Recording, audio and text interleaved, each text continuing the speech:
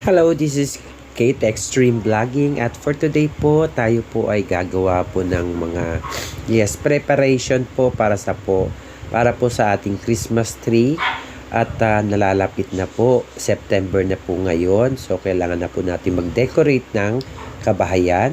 So sa una po kailangan po nating linisin yung mga Christmas tree. So, ito po ay ida-dusting muna natin. Afterwards po, i-segregate po yung mga ribbons.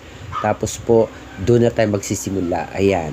So, ngayon po, all we have to do is to segregate po yung mga dahon sa ibabaw at yung gitna at baba. Then, afterwards, yung mga ornaments. Yan, yung mga ornaments po, kailangan na po nating tanggalin. Yung mga old ribbon, di na po natin kailangan. So, ayan po, hinihimay-himay ko muna para po sa gano'n, sa pagkakabit po natin ng Christmas tree, hiwa-hiwalay na siya. Okay? Yung aking pong pambalot doon sa ilalim ng puno, kailangan po nating labahan dahil po siya po ay nabasa sa ulan. Okay? So, mamaya po, ipapakita ko rin dito yung nilaban ko po.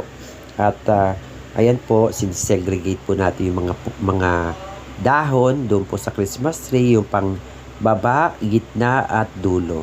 So ayan po. At sundan nyo po ako sa aking segregate po ng mga dahon. At kailangan po ayusin na rin po natin para po sa ganon, sa pagkakabit po natin ng Christmas tree, mga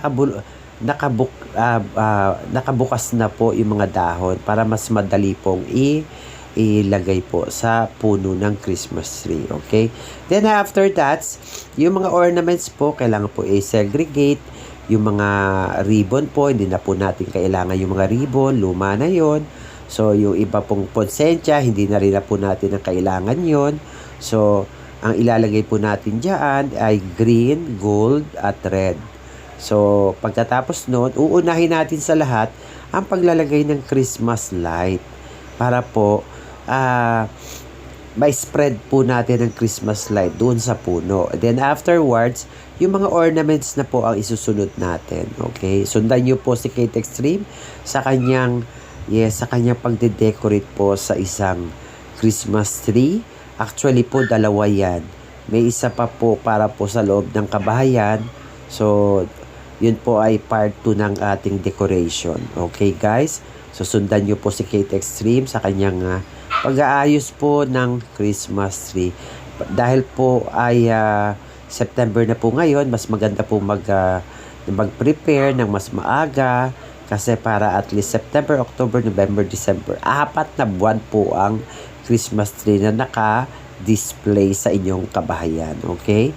So, sa Pilipinas lang po na nangyayari po ang pagdi-display ng mga ornaments at Christmas tree dahil po mas ninais po ng mga Pilipino na mag-spend ng Christmas in 4 months. So ayan po. So all we have to do, clean up, segregate, tapos po ayan na. Papasok naman po tayo doon sa loob ng kabahayan para po sa ating pagdedekorasyon. Okay? So sundan nyo lang po si Kate Extreme sa kanyang ginagawa. At para po makita nyo po kung paano po ang pag-decorate ng Christmas tree. Ayan.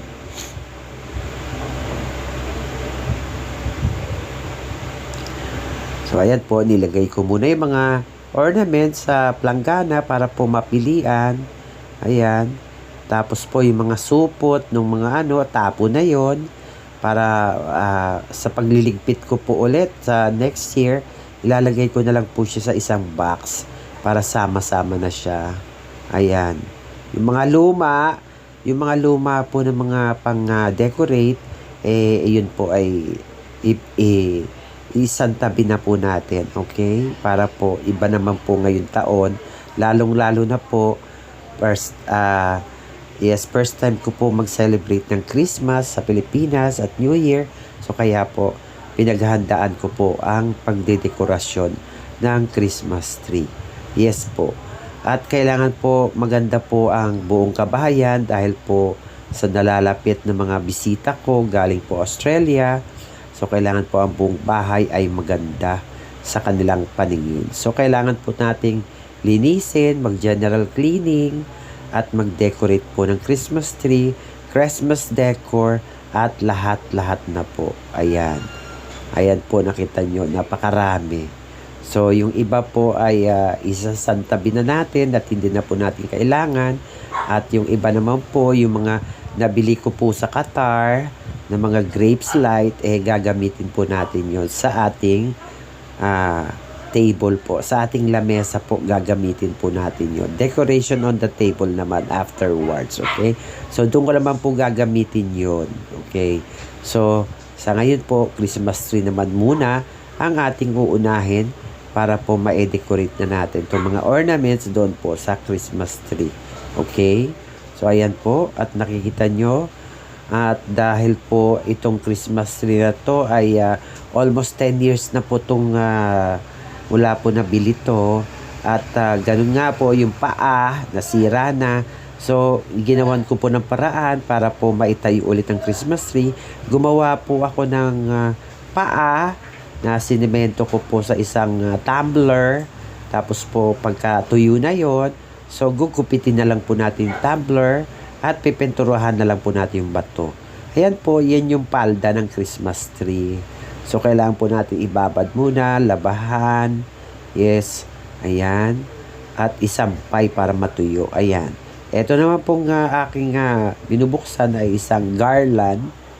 Usually po nilalagay yan sa yes po, nilalagay po yan sa door, nilalagay sa stairs. Ayan po ay garland.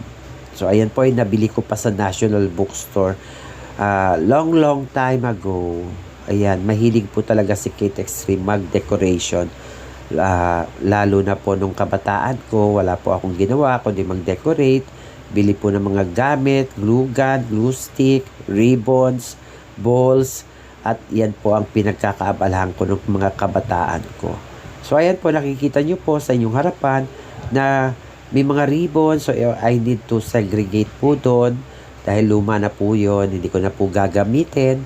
Kaya, ayan po, iaalisin na natin yan. Okay? So, ayan, aalisin na po natin yan. Liligpit na natin yan. Hindi na kailangan yan.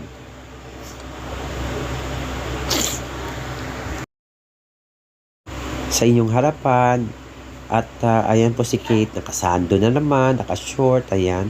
Kailangan na po natin tanggalin yung mga ribbon. Gagawa ulit ako ng panibago po sa mga ribbon. Lalagay ko naman siya sa lamesa para po sa Noche Buena. So, gagawa po ako ng decoration para po sa lamesa on the Noche Buena. So, gagamitin ko po yung mga tall glass ko na galing sa Qatar at lalagyan po yun ng mga malalaking candle. Tapos, sa ilalim po, para po sa lamesa, lalagyan ko po ng garland, lalagyan ko po ng mga kung ano-ano, anek, yes, ayan po. Makikita nyo po yan, dito po lang sa channel ko, na si Kate Extreme po ay wala pong ginawa, masinop po ako. So, hindi ko po tinatapon ng mga bagay-bagay na kailangan pa po natin gamitin. Okay, guys? So, ayan po. At, yes, ayan. Sasabunin ko muna itong palda ng Christmas tree para po matakpan natin yung ginawa po nating stand po ng isang Christmas tree dahil po naputol na yung paa niya. So, ayan po. Kailangan natin sabunin. So, pagkatapos po matuyo yun, mula po sa pagsisemento ko, tatanggalin ko po yung tumbler. Okay, gugupitin ko po yun para yung sinemento ko pong stand ay pipinturahan po at tatakpan po niyan ng palda po ng Christmas tree. Okay? So, sa lahat po ng nanonood, kung kailangan pa po na sinupin po yung mga bagay-bagay na ginagamit po natin sa ating kapaskuhan, sinupin po natin. Huwag po tayo magtapon. Kailangan lang po nating i-decorate ulit siya ng bago, ayusin po natin ng maayos, at i-decorate ulit po natin sa ating mga lamesa, sa ating mga sala, ayan. Kung kulang naman po, bumili na lang po tayo ng bago. Okay? So, sa mga, yes po, alam ko naman na marami po sa ating mga Pilipino na naglalagay po talaga ng Christmas tree sa ating mga kabayan, lalo na po sa mga kabataan na gusto po nilang maramdaman kung ano po ang Pasko sa Pilipinas. So ayan po, naglalabas si Kate. Lalaban ko po yan at pagkatapos ay babanlawan.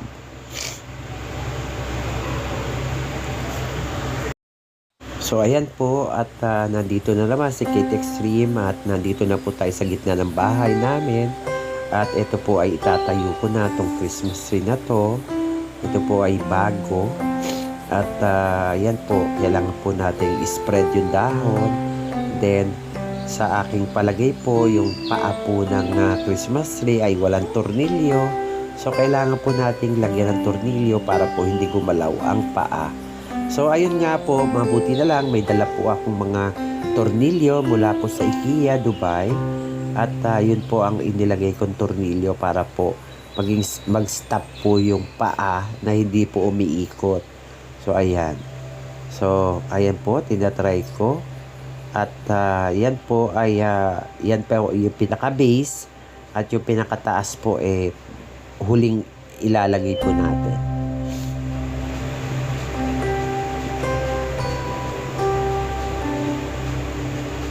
So, sa pagbubuo po ng Christmas tree, kailangan muna is ilak nyo muna yung paa. Ayan, ilak nyo muna po yung paa. Lagyan nyo po ng tornilyo. Pagkatapos po, pag nailak nyo na, pwede nyo na po itayo ang Christmas tree. Okay? So, dahil po wala siyang tornilyo, mabuti na lang, meron po ako mga tornilyo mula po sa IKEA. So, yun po ang ginamit ko. Ayan, nag-stop na po yung paa. Okay? So, ayan po sa nakikita nyo po sa inyong harapan. Yes po, wala yung tornilyo, kaya mabuti na lang may mga tornilyo po ako na mula po sa IKEA. So, ayan po, tuloy-tuloy lang po tayo sa ating panonood. Ito po ay pagpiprepare ng Christmas tree. Yes po, para po sa ating kapaskuhan. Mabuti po yung maaga nyo nang piniprepare yung Christmas tree kasi mas mahaba pong gawin yun. Mas mahaba po siyang gawin kasi install nyo muna yung puno, afterwards yung lightings, and then afterwards yung mga ornaments na ilalagay nyo po. Ayun. Then afterwards nun, yes, makikita nyo na po yung kabuuan. Pag binuksan nyo na po yung ilaw, makikita nyo na po yung dekorasyon nyo kung tama, kulang, yes, sobra. Yes, machi-check nyo na kagad kung ano po ang kakulangan ng inyong Christmas tree. So ayan po. At inuutay-utay ko po yung mga yung mga ornaments po ay naririyan. So ayan po yung mga ornaments na kailangan po natin gamitin. So marami po yan. At lahat po yan, yung mga nandiyan po sa kahon, yan po ay bago. So yan po ang ilalagay ko po sa aking puno. At sa susunod po, meron po tayong part 2. At ipakikita ko po sa inyo yung pagka-install ng puno. Dahil po yun ay nawala ng paa, gumawa po ko ng paraan para tumayo siya ulit. So, ipakikita ko po sa another part natin. Okay guys? Kasi, hindi lang po sa terasa ako maglalagay ng Christmas tree, pati po doon sa pinaka main sala. Kailangan po, dalawang Christmas tree po ang dapat nating itayo. Tapos, dun po sa dining, decoration po sa table naman ang gagawin ko. Yun po ay third part ng ating Christmas tree decoration. Okay? So, gagamitin ko po doon yung mga tall table, yung mga tall glass ko po na galing sa Qatar na binili ko. At pinapackage ko po pauwi sa Pilipinas. At sa awa ng Diyos, dinabasag. Kasi yun po ay lagayan ng mga kandila para po sa dining. So, ayan. Lalabas po sa dining yung mga, yun pong mga plato ko na mga pula. Lalabas po yun sa dining. Makikita nyo po sa third part po yun ng ating decoration. So, ayan po. At kinukuha ko po yung tornilyo para po dyan sa stopper ng paa po ng Christmas tree. So, ayan. At maitatayo na po natin. Tuloy-tuloy lang po tayo. Ayan. At kinukuha ko lang po yung tornilyo para po mabuo na natin yung Christmas tree. So, ito po ay araw ng linggo at pagkatapos ko po mag-church sa Catholic Church po. At yes, pagkatapos ko po doon ay ang ating chores po on Sunday chores. So, kailangan po natin gawin. Then afterwards, yun yung mga decoration kailangan natin gawin. So ayan po sa nakikita. Diretso lang tayo at ayan po si Kate, ayan. At naghahanap po ako ng tornilyo, nararapat po dun sa paa ng Christmas tree. Sa awa ng Diyos, meron po tayong mga gamit na binili po sa IKEA mula po sa Dubai na mga iba't ibang klaseng tornilyo. Tapos po yung mga sinisiksik po na plastic po sa sa dingding para po pagka naglagay po kayo ng mga kortina paisabit nyo po ng maayos at malinis po. Yes, ang tawag nila doon toppers. Yes, ayan po. At hinahanap ko po yung tornilyo na nababagay po doon sa paa ng Christmas tree. Ayan. So ayan, may nakuha na po tayong tornilyo. At ayan, ayos na. Maitatayo na natin po ang ating Christmas tree. Yan po ay pinaka-base. At yung susunod po, ilalagay natin yung pinaka-mataas. Okay. Ayan. Sa tagal ko na pong nag-decorate, kahit po nagde-decorate po ako ng Christmas tree na 22 meters high, ayan po ay simple na lang po sa atin yan. Hindi na po mahirap, okay? So ayan po at isusunod na po natin dyan yung top po ng puno para po mabuo natin yung Christmas tree. Ayan. So sa amin pong pagbubuo ng Christmas tree, ilan lang po kami gumagawa niyan. 2 lang kami. Yung kapatid ko po ang gumagawa niyan, pati ako. Pero most of the time, ako ang gumagawa niyan, guys and girls. Yes, decoration po sa labas at loob ng bahay. Si Kate lang po ang gumagawa nun. Okay? Kasi yan po ang trabaho natin sa bansang Arapo, decoration. So, very easy na po sa akin yan. So, ayan po, kailangan nyo pang i-segregate yung mga dahon. Ayan, ibukan nyo. Yes, at ilalagay na po natin yung yes, ayan, yung pinaka-top, ilalagay po natin. So, bubuksan nyo pa rin. Yes, spread nyo lang yung dahon para po maging puno. Okay? So, ayan po ay yung Christmas tree na yan ay binili ko nung 2019.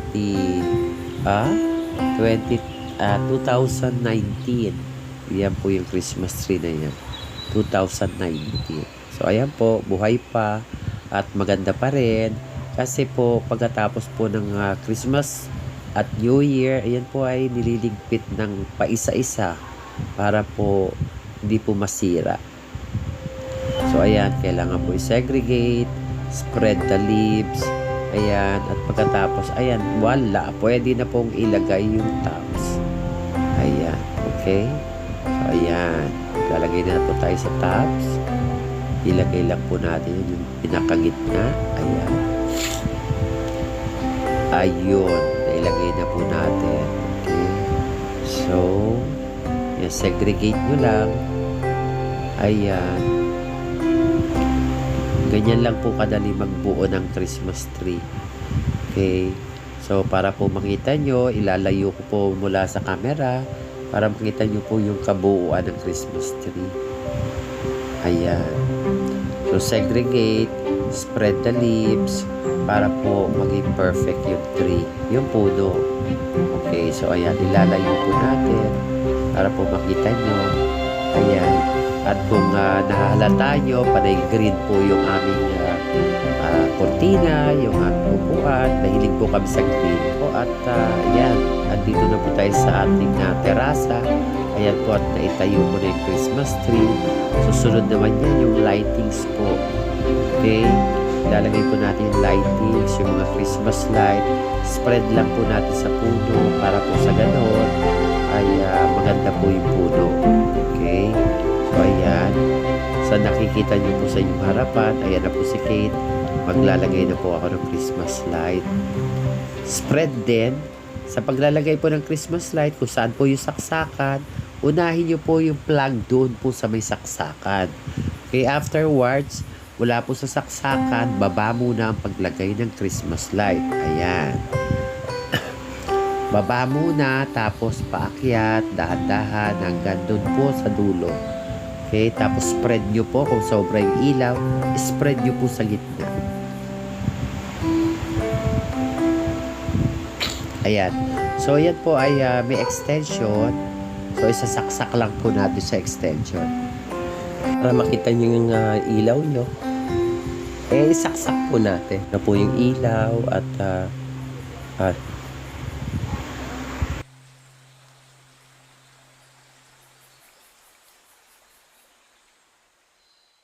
ating pagkakabit ng Christmas light. Baka po tayo makuryente, so ingat lang po. Ayan, dahan-dahan lang ang paglalagay ng ilaw po, no? Ayan po, at yes, sinicheck ko po yung ilaw. Kailangan po pindutin nyo yung kanyang yung kanyang control para po makita nyo yung talagang perfect na kung nakaspread yung mga ilaw. So, ayan. Dahan-dahan lang kasi baka may mga bukas na wiring dyan, makuryente kayo. So, ingat-ingat din. Okay? So, ayan po. At si Kate po ay maingat sa paglalagay po ng Christmas light dahil po baka makakuryente tayo, guys and girls. Okay? So, ayan po. Nakikita nyo po ako at yan po si Kate at naka-orange at naka-pink at naka-sleeveless. Ganyan po talaga ako. Yan po ang aking lifestyle. Palagi po ako naka-sleeveless. So, ayan. Dahan-dahan lang paglalagay. Then, afterwards, sindihan nyo lang sabay-sabay para makita nyo kung perfect po yung pagkakalagay nyo ng ilaw. Dire-diretso lang po tayo. Dito lang po kay Kate Extreme Vlogging. At yan po ay nagkukumpleto po tayo ng Christmas light because po marami tayong bisita ngayon pong November. So, kailangan po na mayroon po mga decoration na po ang bahay para po sa mga bisita galing po Australia. So, ayan po. Kailangan na po natin magdekorasyon ng kabahayan.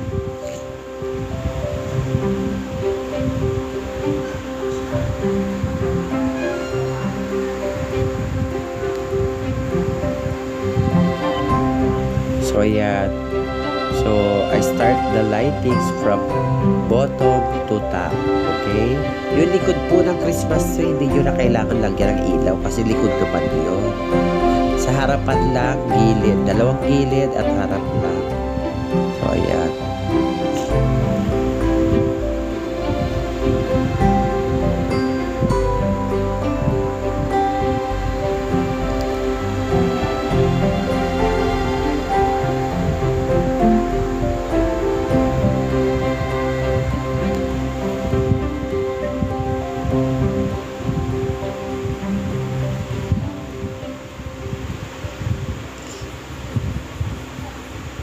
Ayan. Ganyan lang po paglalagay ng ilaw. Ayan po, nakikita nyo po na may butas po sa gitna yung puno. So, kailangan lang po i-adjust nyo yung dahon. Okay. So, ayan po, makikita nyo na po yung ating mga ornaments na ilalagay po natin dito sa ating Christmas tree. Green, gold. Yes po, green, gold, and brown. Ayan. Hindi naman kailangan puno-puno po ng mga ornaments po yung puno. Ang mahalaga lang po doon yung mga ornaments na bago, yun po ilagay natin. Ayan, okay. Ayan. So, yung mga ilaw ay nakasegregate, okay. So, konting adjust lang kung saan po yung bakante. Ayan. O nakikita nyo po sa inyong harapan na ayan po, pinagsabay-sabay ko po yung lightings. So, ayan po ang ating gagamitin mga ornaments para ayan po sa ating ilalagay po na pagde-decoration ng Christmas para po doon sa Christmas tree. Ayan. Green, gold, and red. Ayan marami po, pa po sa loob ng ayan so, po. Ayan po. So, red, green, and gold. Ilagay po sa labesa para po may pakita sa inyo kung ano po mga ornaments ang ilalagay ko natin sa ating puno. Ayan. So, ayan na po. Mag-start na po tayo ng ating ating ayan. Spread natin ang lightings.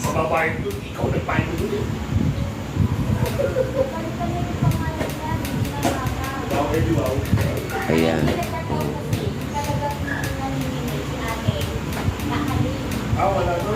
Mabuti naman, maputi pa yung likod ko. Yes. At dito po sa Pilipinas, kung hindi po kayo maglalagay ng sunblock, mangingitim po tayo. So ayan po, mabuti naman maputi pa yung likod ko. Meron pa po tayong mga laban na aatenan. So kailangan po nating maging maganda. Alam nyo naman guys, hindi magpapatalbog si Kate. Kailangan pa rin nating maganda at attractive sa mga attractive sa kanila. O yan, okay. So ayan.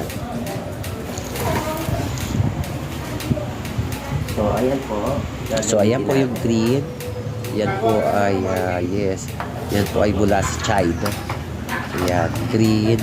Lalagay natin doon. So decorate na tayo. Green. So all you have to do, saksak nyo lang po sa loob ng Christmas tree. Kasi hindi nyo na kailangan yan diyan. Okay, saksak nyo lang. Ayan. Pero kailangan balanse. Hindi po pwede hindi balanse.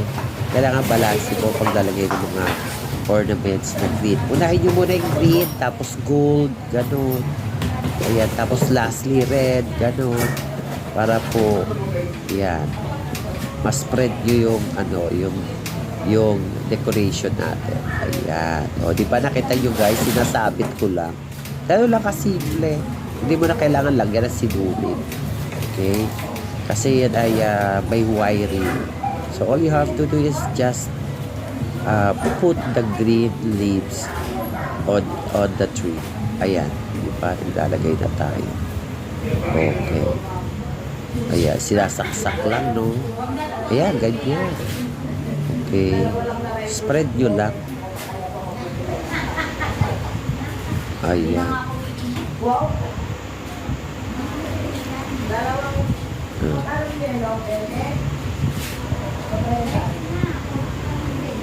Okay.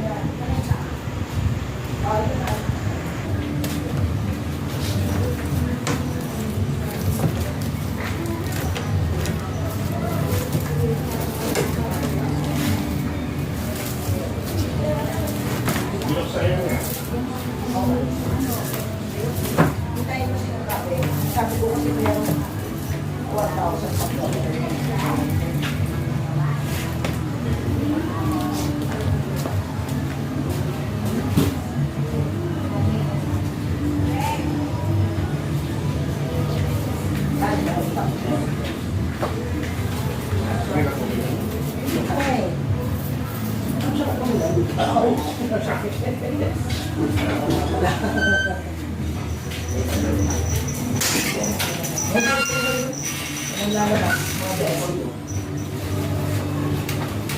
Punasan mo yung table.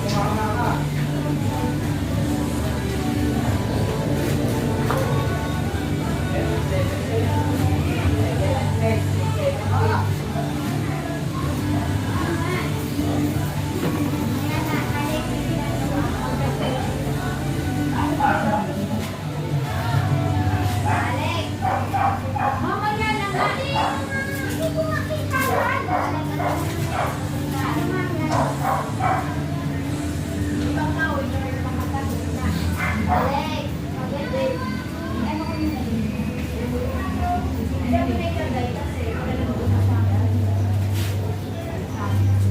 ang pulutan sa Egi. Malay?